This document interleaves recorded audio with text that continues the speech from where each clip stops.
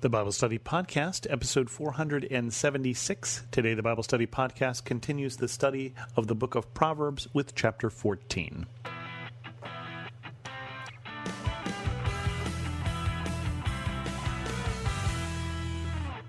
Welcome to the Bible Study Podcast. I'm your host, Chris Christensen. We continue our march through Proverbs. When we get to 16 and a half, we are halfway through, so we're almost there. Again, we get a series of Proverbs, this time 35 of them, so please be patient as we deal with them one at a time. The wise woman builds her house, but with her own hands the foolish one tears hers down. I don't think they're saying that foolish people are really bad at construction, but what I think they're saying is that as we build a house, as we build a life, we do it with care. And if we're careful of our actions, if we're wise with our actions, we will build things up. If we are foolish, we will probably, without intent, tear things apart, whether that be families or lives or maybe even houses. Whoever fears the Lord walks uprightly, but those who despise him are devious in their ways.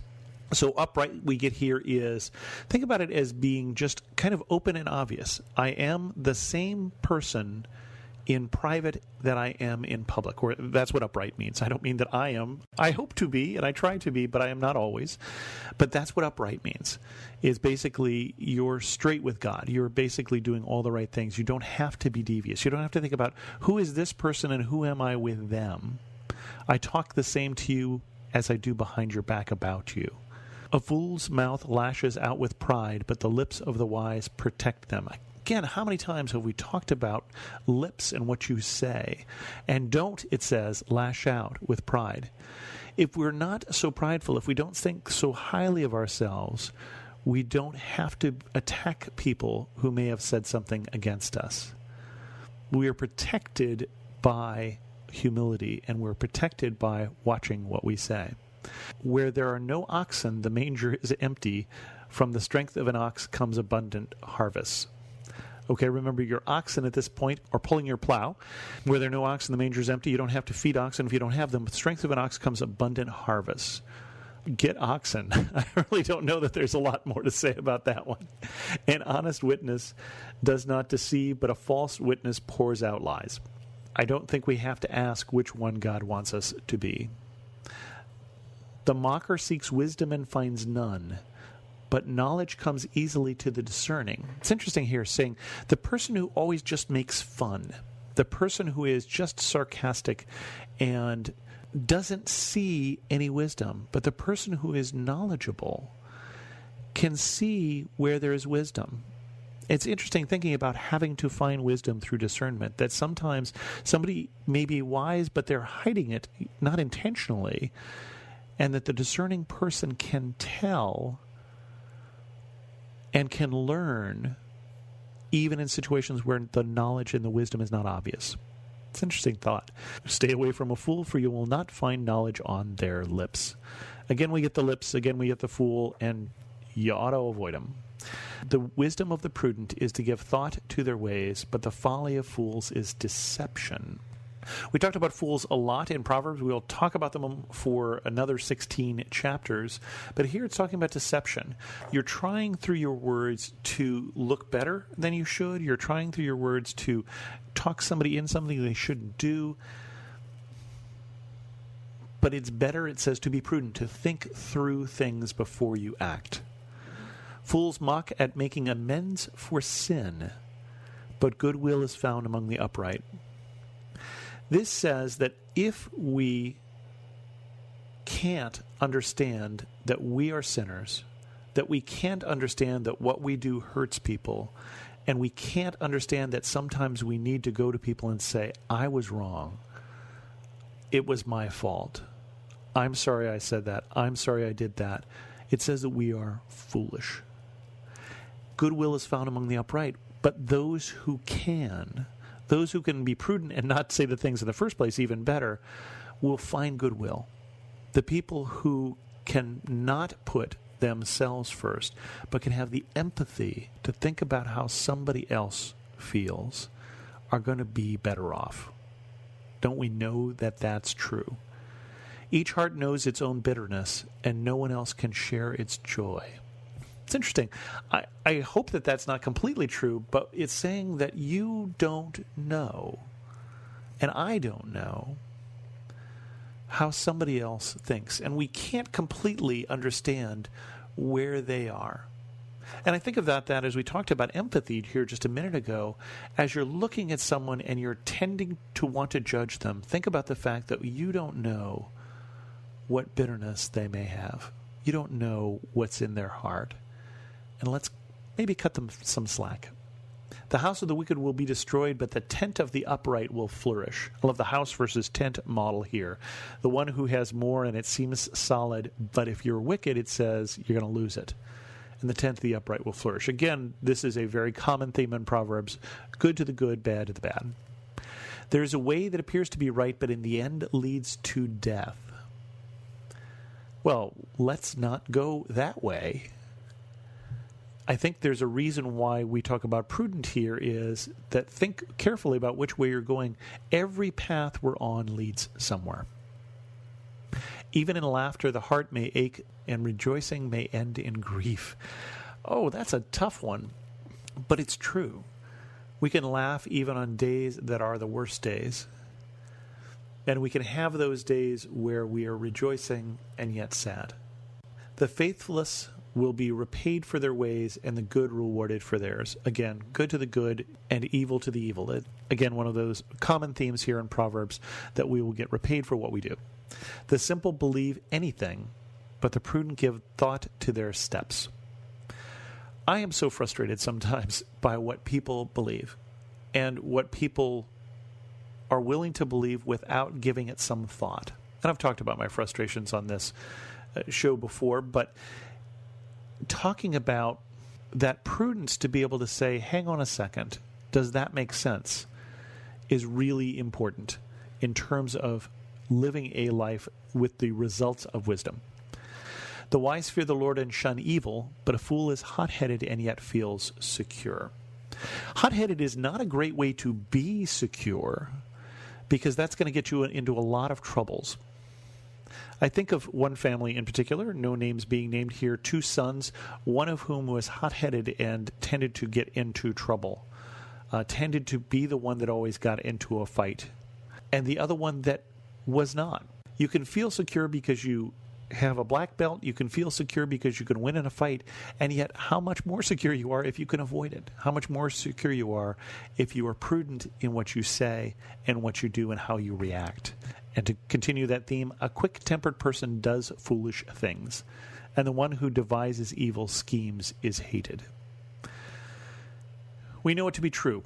There's no advantage in life of being a quick-tempered person, I think. I can't think of anybody that is quick-tempered than I think, they're better off for that quick temper. Can you? The simple inherit folly, but the prudent are crowned with knowledge. Again, that theme, prudent, to think before you act, to think before you say, works better. Evildoers will bow down in the presence of the good, and the wicked at the gates of the righteous. This, again, is talking about where we end up. Where is the end of the path that we're on? And does it lead to where we want to get to? The poor are shunned even by their neighbors, but the rich have many friends. Again, put this in the context, as we talked about last week, of in the Old Testament, we understand that people are rich because they're blessed by God. Because this otherwise sounds really weird. It's not saying you shouldn't be poor and you should be rich. Well, it is saying that. It's saying if you have a choice, you should be rich rather than poor. But remember, this is in a context of all the other things that we're supposed to do and say that are righteous, that are wise, and that are prudent. It is a sin to despise one's neighbor, but blessed is the one who is kind to the needy. It is a sin to despise one's neighbor. So it is sin, to fall short of what God expects of us, to look down on the people around us. And remember the story of the Good Samaritan. Who is my neighbor? And Jesus turns that around and says, who is a good neighbor to this man? We don't get to choose our neighbors. We get to choose our reactions towards them. And we are called here in Proverbs to be kind. Do not those who plot evil go astray, but those who plan what is good find love and faithfulness. This is the opposite of good guys finish last. This is the Bible saying here in Proverbs that good guys finish well. A hard work brings a profit, but mere talk leads only to poverty. Mere talk leads only to poverty. Yeah, I can understand that. There are times that I am full of talk, and there are times that I'm full of more talk than work, and you just got to do the work. Talking about doing the work doesn't bring home the bacon. Talking about doing the work doesn't get anybody anything. The wealth of the wise is their crown, but the folly of fools yields folly. The wealth of the wise is their crown. You're crowning achievement, meaning that if I am wise, it will lead to good things, and that is shows my wisdom. That crowns me with wisdom in the sense that shows, that is the result of the wisdom. And yet the other path leads somewhere else, leads to folly. A truthful witness saves lives, but a false witness is deceitful. Tell the truth. There really isn't a whole lot else to say here. Whoever fears the Lord has a secure fortress, and for their children it will be a refuge. When I think of secure fortress, I think of a mighty fortress as our God, a bulwark never failing. That the fear of the Lord leads to a trust in God where we're not trusting in anything else for our protection, but that we'll be in the hands of God who loves us. The fear of the Lord is a fountain of life, turning a person from snares of death. Again, where does the fear of the Lord lead to? It leads to security and life. A large population is a king's glory, but without subjects, a prince is ruined. So you might think about that if you ever do happen to become a prince or a king, is keep track of the subjects, take care of the subjects you have, because without them, it's just a piece of metal on your head. Whoever is patient has great understanding, but one who is quick-tempered displays folly. Again, how many times are we going to talk about quick-tempered versus prudent? A heart at peace gives life to the body, but envy rots the bones. Have you ever had envy rot for that car, that house, that wife, that job? It rots the bones. A heart at peace gives life to the body. We can look at our situation and change it, but to just sit and envy someone else is no way to live. Whoever oppresses the poor shows contempt for their maker, but whoever is kind to the needy honors God. Interesting. To oppress the poor shows contempt for God, because God cares for them. When calamity comes, the wicked are brought down, but even in death, the righteous seek refuge in God. Even in my last breath, I should be calling on God, whether that last breath is a 99-year-old man in his deathbed or in the path of an oncoming truck. Wherever I am, whatever I do, even in death, the righteous seek refuge in God. Wisdom reposes in the heart of the discerning, and even among fools she lets herself be known. Interesting. Even among fools, wisdom lets herself be known. We talked about how wisdom is personified here, especially remember in those first few chapters in Proverbs. But that wisdom dwells with the heart of the discerning. Discerning, the ability to tell what is right and wrong, the ability to tell that is where wisdom dwells. That's a pretty good place to be, where wisdom dwells. But even among fools, she lets herself be known, that even elsewhere, wisdom is there. Righteousness exalts a nation, but sin condemns any people. We are called as a nation to be righteous. We are called as a nation to be right with God. Think about all of the trouble that Israel got into when they would start worshiping other gods. If you don't know what I'm talking about, read the book of Judges, where they would remember God, and God would send a judge, and they would be good, and then they would forget God, and God would remove his protection, and somebody would come and invade them.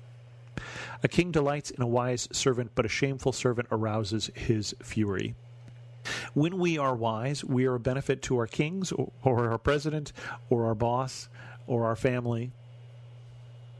But when we are shameful, those around us will not have the same reaction. They will be furious. Shameful. When we do those things we would be embarrassed to do in public, and they become public anyway, the reaction we will get will be well-deserved and poor. With that, we're going to end this episode of the Bible Study Podcast. If you have any questions, send an email to host@thebiblestudypodcast.com, or better yet, leave a comment on this episode at thebiblestudypodcast.com. You can follow me on Twitter, Pinterest, or Instagram as Chris2X. And as always, thanks so much for listening.